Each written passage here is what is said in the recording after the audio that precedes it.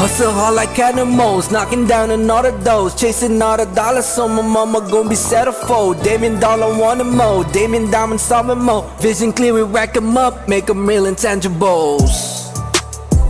Intangibles Podcast, presented by BZN, the home for basketball content. Alright, hello, good morning, good afternoon, good evening, whatever time you're watching this. Welcome back to the Intangibles Podcast. I'm Matt here with Byron and a very special guest with us, Mr. Lorenzo Tomas Andres, known as Butler. So, FYI guys, di kami magdadagdag din sa pang-member. Magsawa kayo sa pito namin. Sa amin, kasi kami na yun, makikita nyo. Si Butler, he will just be our guest for today because he is one of the best analyst friends that we know. Ayan. So, Butler, introduce mo naman sarili mo sa mga fans dyan.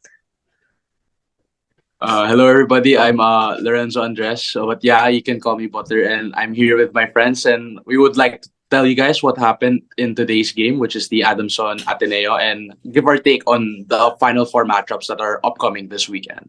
Ano pang Ateneo presentation. Saan ba nanggaling yung Butler? Oo nga, saan ba nanggaling yan? Saan nanggaling yung Butler? Saan nanggaling yung Butler? Sa yan?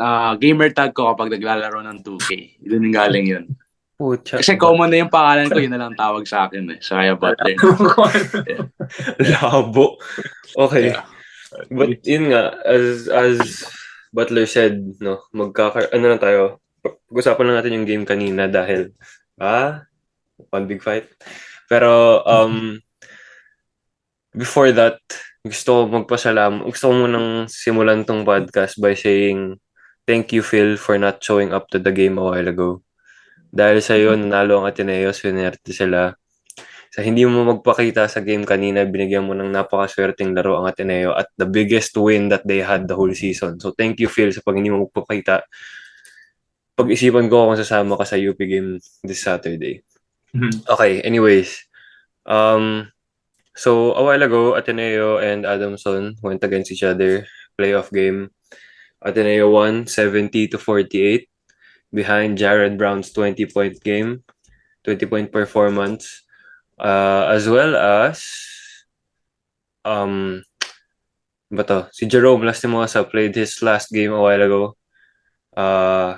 Kyle Gamber na recently lang ulit pinasok, nagkaroon pa ng turnover kasi pinasa niya kay Jerome Lastimosa para makashoot si Jerome kanina ng 3 points last minute.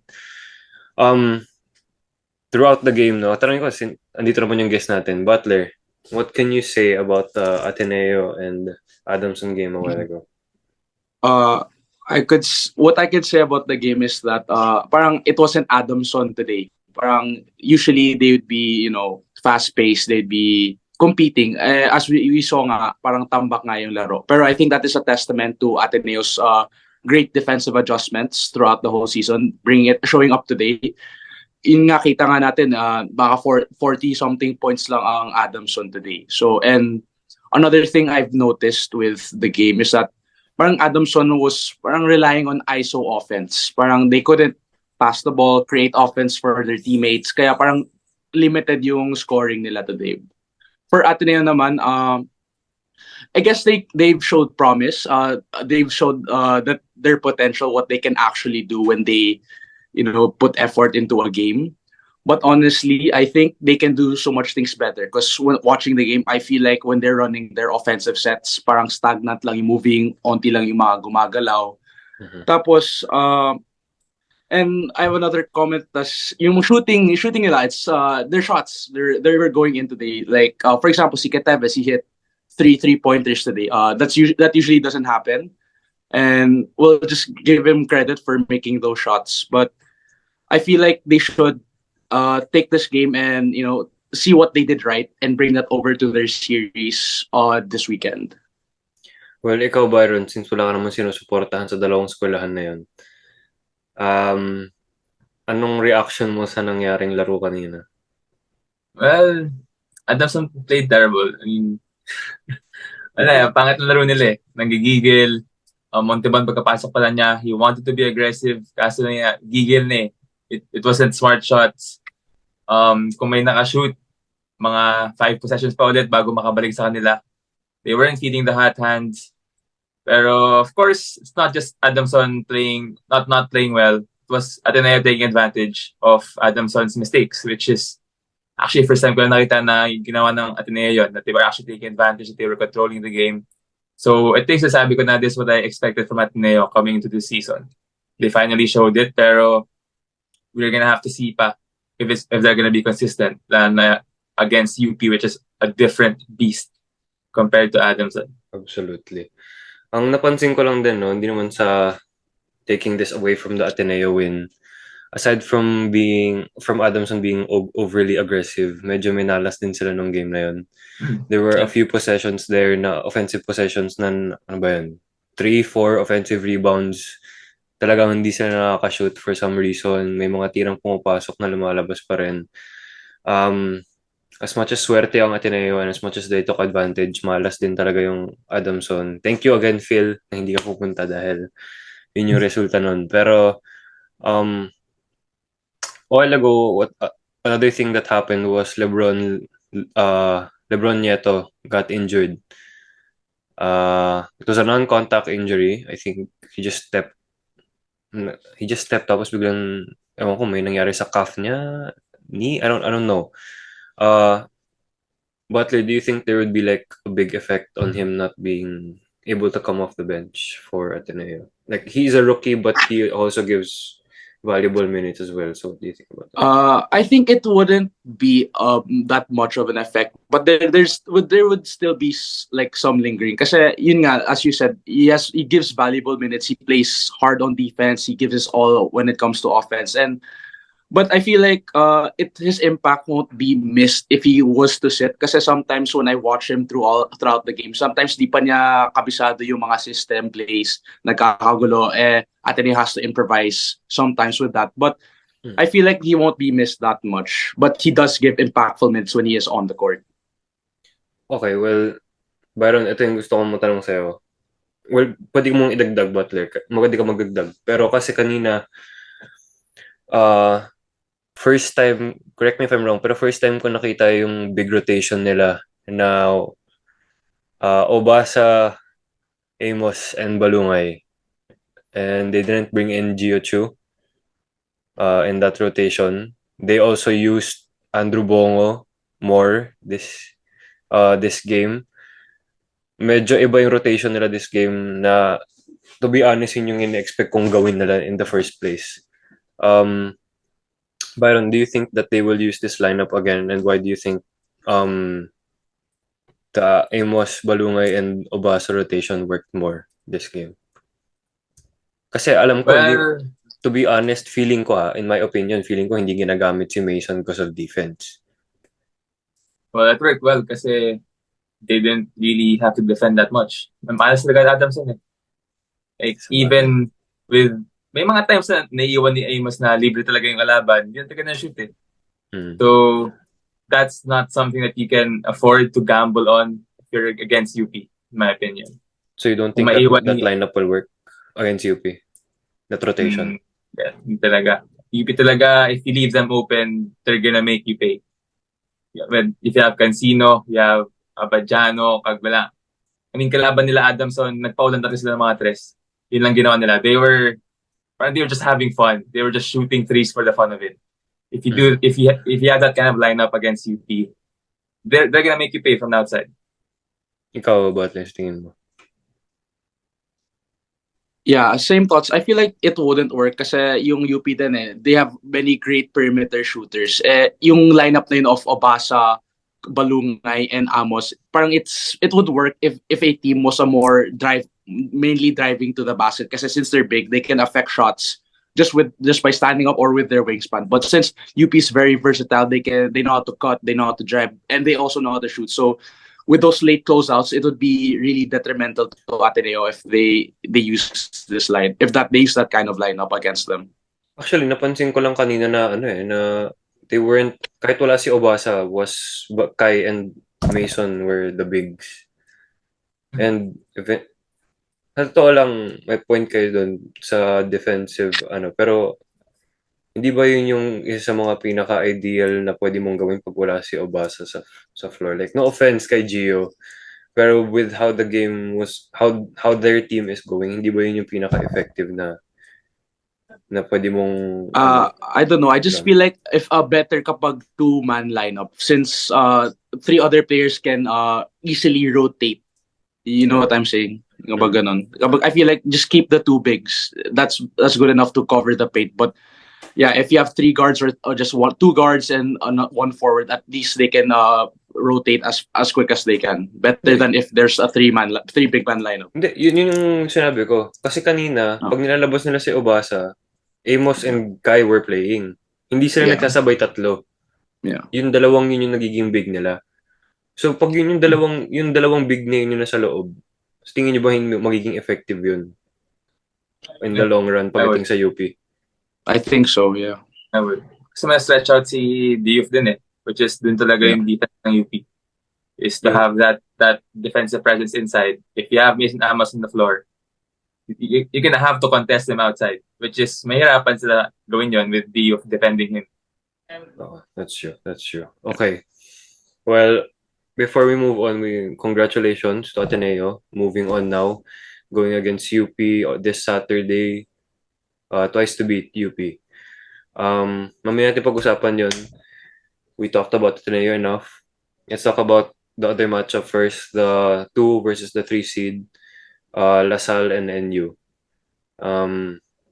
Before we go to Byron's opinions about this game, no? Butler, what do you think the game will be like for both teams? What should they what would they have to do in order to win? For me, what NU's game plan should be, they should let the others beat them. They should not let the top contributors such as Mike Phillips, Evan Nele, and yeah, I feel like if they contain those players, I feel like they have a good chance of keeping the game close and winning. Because like as we can see nung DLSU Ateneo, they kept Nele to what, like 3-4 shots only made, and I feel like Phillips had somewhat decent game. Oh yeah, I forgot Kiambao. They should also limit Kiambao. So Kinalimutan si Kiambao. I forgot about Kiambao. What the best player in the UAAP? How can I forget? But yeah, if they limit LaSalle's key players, I feel like they can keep a close matchup. But at the end of the day, I feel like LaSalle is the better team, and I think they're going to win that series. Do you think NU will win a game? I don't think so. I feel like the closest they can get is probably like a fight.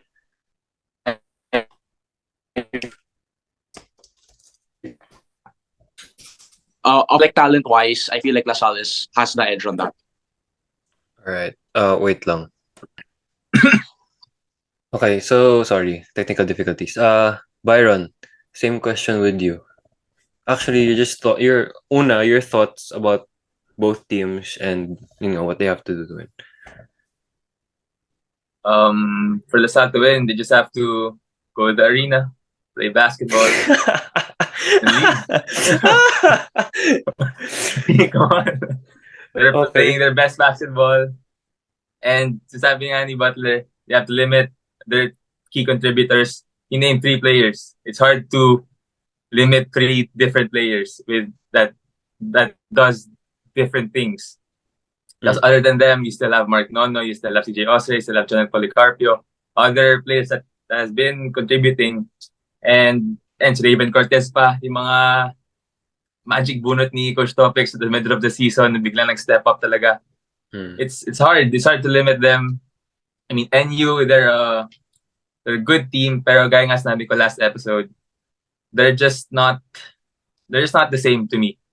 Like that game against UP, they didn't lead the whole game. That was not the game that they had in the first round. Na lumaban talaga sila against UP. Same with the game against LaSalle. Yung game na ng round 1 tsaka ng round 2, 2 very different games. Like, very skeptical sa team ng NU right now. So mga pinakita nila. So I'm guessing you think they won't win a game? Yeah, not all. No chance. Napaka-bias ng sagot, grabe. No chance. Okay. So, Butler, For NU and LaSalle, I mean, we expect na sabihin natin si KQ will step up big time. Pero let's start off with NU. Will be like the most vital player in that team for them to win. For me kasi I'm a big Steve Nash Enriquez believer kasi I've seen how he plays. I see how he facilitates the game. I feel like despite missing so much action throughout the season, I feel like he can still bring that same intensity that he left last season and bring it to this series. But I feel like it still wouldn't be enough to get over the giant, the beast of LaSalle, the team that they Wow. have. They have so much talent talaga. I feel like Saya, it's not, saya it ni wouldn't be Byron enough. Ang Yeah, saya ni it Byron wouldn't sa be enough. narinig niya. Yeah. Hindi, pero kasi Steve Nash is coming off an injury nga. We talked about it Yeah. last episode na parang nagsalpak ka ng isang player ulit na baguhan sa Final Four. So, I mean, that's gonna make a big difference then. Pero, how do you think si Jake Figueroa and Kian Baklaan's game would play into this? Like, what should they do in general? Kasi we know that they're I both think versatile players. Yeah. So, yeah, I feel like their leadership should grow exponentially this game because they know they're the ones that can compete with us as like with the other players of LaSalle. I feel like they should tell the players around them to just no matter what happens, just bring that same energy, keep competing, fight for every loose ball. I feel like that's the best way they can go about going with this series. alright. Well, Byron, hindi na kita tanongin sa Lasal kasi nakakainis. Alam ko naman yung mga sagot mo. Pero for NU, as an analyst perspective, no, not a Lasal fan perspective, who do you think needs to step up big time for them to be able to come up with a win? Well, both Kian Bakla and Jake Figueroa naman. Sila talaga yung, for me, the stars dapat ng NU. But more on Kian Baklaan. I thought that he would have the same kind of season that Ray Mogat would have. Kakala ko ganun din yung making jump niya, which didn't happen. I just expected more from Kian Baklaan. Tsaka sa mga games na nanalo sila. Big games si Kian Baklaan. Sa mga games na nanalo sila, he struggles. So, I think he needs to have a great game talaga to have a chance against Lasal. That's true. Ako rin naman, yung first time na nag-start yung first few games of the season, Kian Baclaran was always a triple-double threat. And then suddenly, I don't know, it dropped off. But hopefully, they can give the fans a good matchup. Whoever wins, NU or LaSalle, how many games, I don't know. We will never know until that day comes. Pero hopefully, they give us both a good matchup. And speaking of good matchups, Battle of Katipunan is back. Last year's finals game is now being met in the semis, with UP having the advantage now, being not only one of the strongest teams, one of the strongest teams in the UAAP, but they are also twice to beat against a fairly young Ateneo squad. So, a while ago, Butler, before we started the podcast, sabi mo you have praise for UP. What do you mean by that? The meaning of praise is that they're like so well refined when they play basketball. Parang they barely make any mistakes. And I want to give credit to Coach Goldwyn kasi sobrang deep ng UP eh. They're very deep. Parang kahit mo replace yung first 5 nila, the next 5 they would bring will just be just as good and just as effective. So parang yun lang yung praise ko sa kanila. And I feel like going into this, they should not underestimate Ateneo, but I feel like they have the competitive edge in this series. Ikaw, Byron, what are your expectations for this series? I mean, Ateneo did what they wanted, which is to beat Adamson by a big margin. Siguro may momentum na sila coming into the series, pero gaya nga sabi ni Butler, malalim talaga UP. They have the competitive edge. I'd be surprised if Ateneo wins on Saturday. Yun talaga yung take ko dyan. I mean, ako rin naman, even as an Ateneo fan, beating them in round one and again almost big on almost not beating them on round two. As much as you want to say that they are one of the teams that beat them during the eliminations, mahirap pa rin sabihin na maging confident ka na mananalo sila for Saturday's game. Although I would love to be proven wrong na gayahin nila yung NU of the past na talunan yung first seed twice and then win the championship. I wouldn't mind that at all. Pero looking at it right now, even if Ateneo has the momentum coming into this, has a momentum coming in to this semis matchup, it's hard to go against UP. So, given that, Butler, same question as a while ago, who needs to step up for both teams, for either of For them to both win? teams. I'll start off with Ateneo. I feel like the main person who should step up talaga is Chris Kuhn. Because Chris Kuhn, last season, we saw na parang Tab was parang grooming him to become a point guard. I feel like he should bring his playmaking skills into this game, and most importantly, he should work on his shooting now more than ever. Because recently, he's been shooting pretty terribly lately, and that's part of his game to contribute in the 3 points. That's what Ateneo needs, trying to beat UP. So UP naman, I feel like the person who should step up is JD Kagulangan. He should bring that same fire that he did against back in 2022 when they beat Ateneo in that finals. I feel like he's already experienced enough. He's a well-seasoned player now in the UAAP. With that, I feel like he has to spread that energy amongst his teammates to battle it out with the other people from Katipunan. Yeah. Okay. Akin kasi, I would say, for Ateneo, Jiu-Jitsu. if the rotation calls for him to be the backup center, then he actually needs to step up. And I'm being brutally honest with that answer na he actually does, realistically. But aside from him, na I think all Ateneo fans know naman that he needs to do like better in this coming semis out of any other game that's possibly played. I noticed that if Kai Balungay and Chris Kun play well, that they have a chance to win big games. Ateneo, like we talked about last episode, is very inconsistent, and hopefully, the only lumabas yung pagiging consistent nila this coming semis kasi that's what they need. Chris Kun and Kai Balungay to be the leaders offensively, defensively, and just leaders in general for them to win. As well as, I mean, I'm not a coach, but Mason Amos needs to play more minutes. Agreed. Yeah. He's been very effective every time he gets on the floor. I'm not a coach, but the biggest thing that I see na kung bakit hindi siya pinapasok is defense, but it is not that unreliable. Like, okay lang eh. Like, He can affect shots naman eh. He can affect shots. he can defend good. To the point na pwede mo siyang ipasok in more Overrated minutes. na yan, defense na yan. Okay na yan, no? Basta offense, okay na yan. But to a point, yes. Kasi dun sa mga hindi nanonood ng Ateneo games, every time Mason plays, the energy, even from the fans, are different. They know what Mason can do. And Mason knows what he can do every time he's on the floor.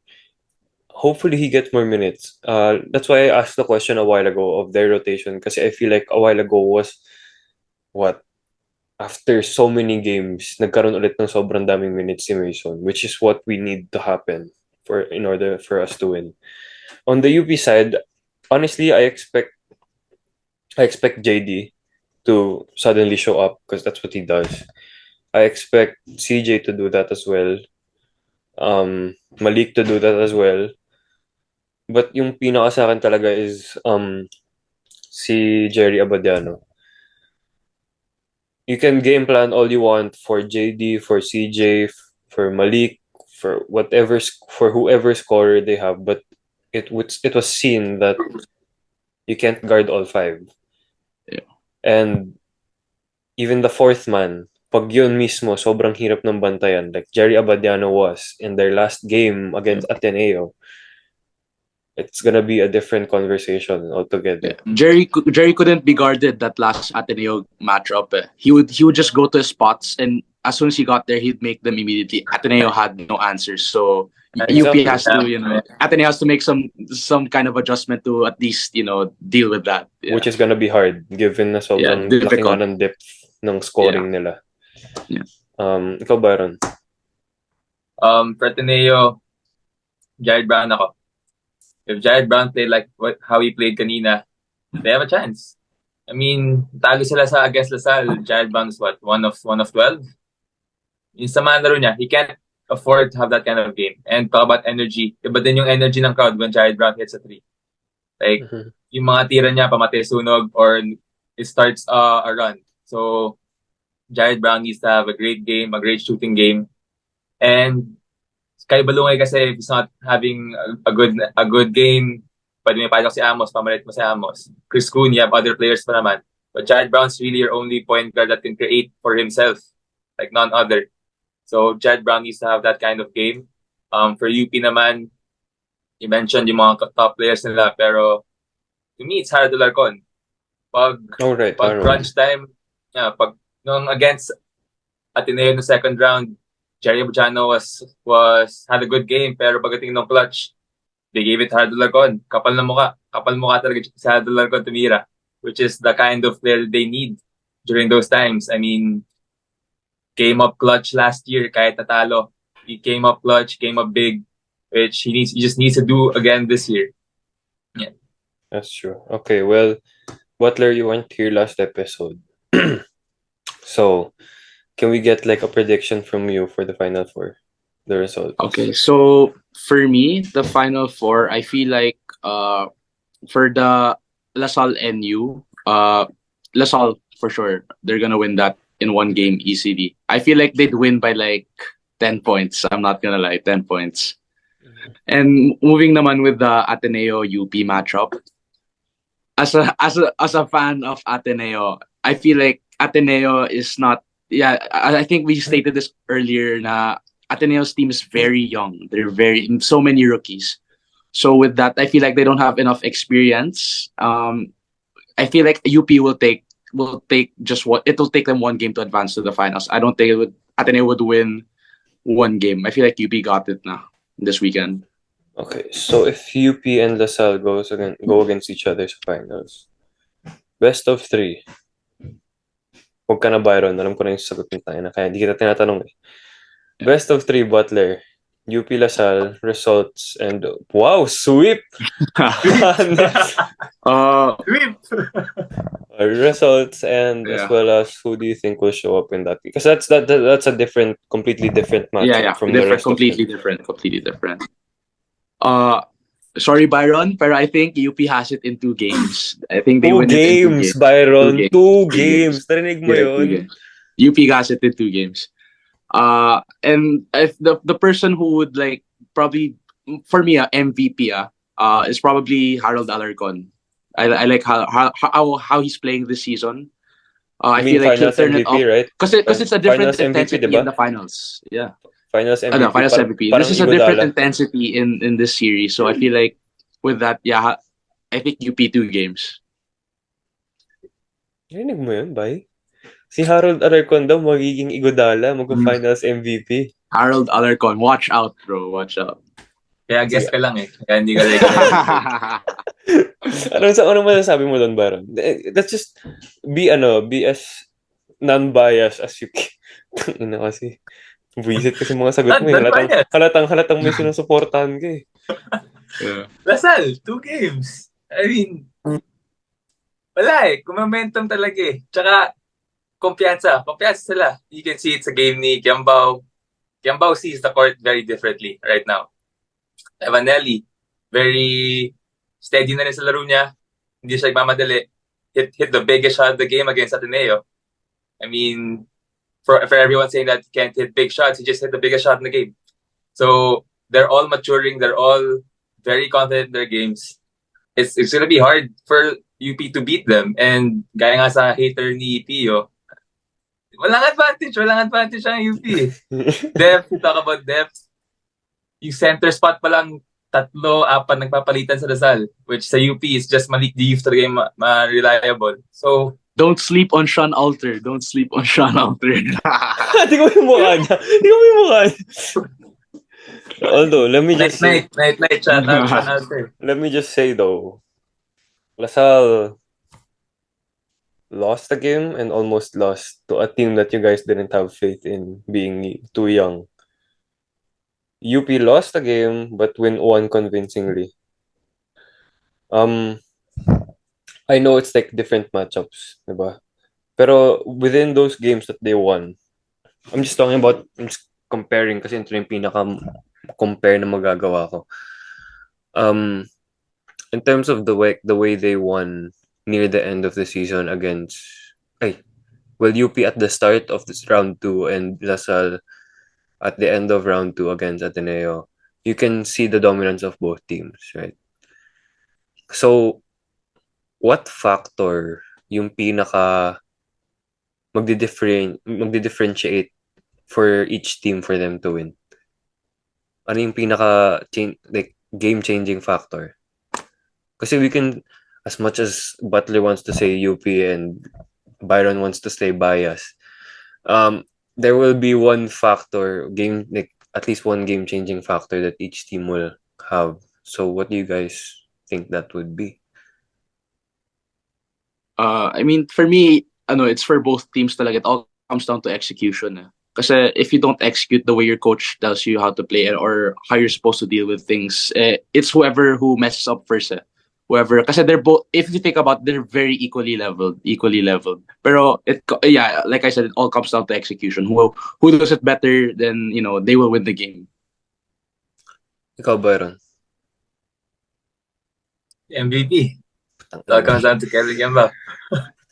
I'm not lying. I mean, nung game nila against UP, nakita ni Gambao, bata yung bantay ko. Kinain nila sa ulit talaga. As in, he dominated. He said, give me the ball, I'll take over. UP, I don't see anyone doing that and can do it as successful as Kevin Gambao can do it. I just don't see it. I mean, you can say CJ Cancino, he makes the big shots, pero hindi talaga, iba yung mga tira ni Cancino eh. It's more on catch and shoot na talaga siya ngayon, which is not something that I approve of. I would want him to get the ball more, pero hindi mo talaga magagawa sa system ng UP eh. So, and you talking about mga games nila against Ateneo, I believe that Ateneo's win against UP was convincing. Well, win nila against Lasal wasn't that convincing. Nakaisa lang talaga si Amos, yun na talaga tingin ko. So, in terms of mga losses ng Lasal, I didn't think that they were convincing at all. Yung mga losses ng UP, medyo mapapaisip ka na, have they figured it out? Like, yun yung tingin ko sa mga losses ng UP. Okay, we'll let that one slide. No? Yun na yung pinaka-unbiased answer na binigay mo ngayong gabi na hindi pa rin. Hindi mo talaga biased. Realistic lang. Sweep. Okay, fine, whatever. Well, unless you guys want to say anything, medyo wala naman na tayong pag-uusapan and we should just wait and see. I mean, Butler, may sabihin ka ba? Yeah, I want Gio Chu to get limited minutes when he plays against UP. I'm begging. Why? Please. Why? There's only one reason. Because as soon as it's like there's an either or. Whenever he touches the court, it's either he travels or he turns the ball over. It's either or. That's all I'm gonna say. Oh, okay. Yeah. At least hindi mo lang sinabi na at least may reasons ka. Yeah. Ikaw, Byron, may sabihin ka ba? For Lasal? Waki Manuel, 30 minutes playing time. Let's go. Wag naman. Wala. Waki Manuel, dapat na tayo. Parang Noah Webb lang. Captain, pero off the bench. Ano tayo? Just rally the troops lang. Okay na yan. Udonis Haslem. Okay na yan. Kaya malas na Kembaw na sa bala sa court. Okay, well, this is a very short episode. Well, pinag-usapan lang naman namin yung game kanina and possible things happening, the predictions for Final Four. Pero that we will wait and see on Saturday what happens. Um, very exciting, I must say. Very exciting matchups coming up. Possible matchups coming up as well in the finals. So we have to wait and see for that. Also, a new episode will come out this Saturday, and we have a very special guest coming out next week. Guest episode coming out next week. Sa mga iniidolo ng Pilipinas to. Anyway, thank you, Butler, for Thank you for having me. guesting on a very short episode. This was fun. Yeah. Very very short notice. Hopefully makabalik ka. And do you wanna plug anything? I don't know. Nothing naman. Just follow these guys. Wow, ang bait naman. Thank you, Butler. So yes, that's our thoughts. Maybe you can let us know your thoughts in the comments, or let us know your predictions as well. Please like, comment, share, and subscribe. It's been growing fast. Hopefully we'll continue. Hopefully you continue supporting us. Keep letting us know your thoughts. Follow our socials in the description. And yeah, that's it. Hopefully you enjoyed this episode. We'll see you again this Saturday and maybe sa Sunday kung may lumabas ng ibang results for the Saturday's game. So yes, it's been fun. Matt, Byron, and our special guest, Lorenzo Tomas Andres. Peace out, y'all. Stay safe and God. Sana, pero gusto ko talaga mangyari matapos na ng Saturday. Papanas na ako next week. Ayoko na umabot ng ganun. Selfish, Byron. Very selfish. Napaka-selfish. You're depriving people for watching good games. Sorry, wala talaga. Let's see. We will see. That's it, y'all. Stay safe. Peace out. God bless.